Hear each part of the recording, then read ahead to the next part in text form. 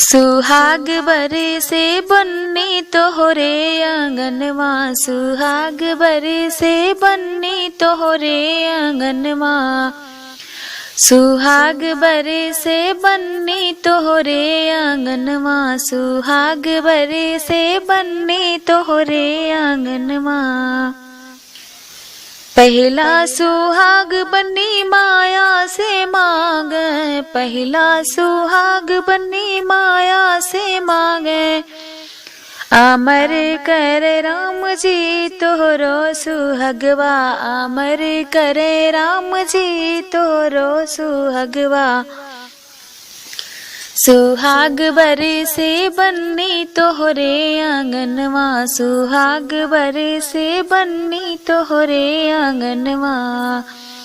दूसरा सुहाग बन्नी चाची से मांगे, दूसरा सुहाग बन्नी चाची से मांगे, अमर करे राम जी तोहरो सुहगवा, अमर करे राम जी तोहरो सुहगवा।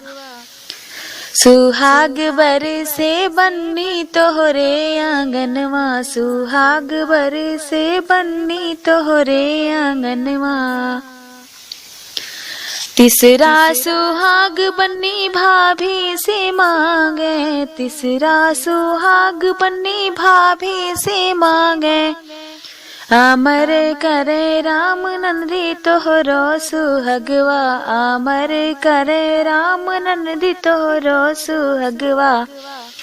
सुहाग बरसे बन्नी तोहरे आंगनवा, सुहाग बरसे बन्नी तोहरे आंगनवा।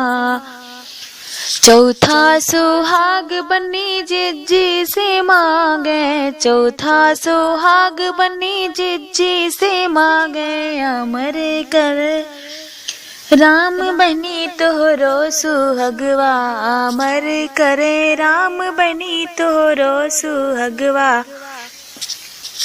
सुहाग बरसे बन्नी तोहरे आंगनवा, सुहाग बरसे बन्नी तोहरे आंगनवा।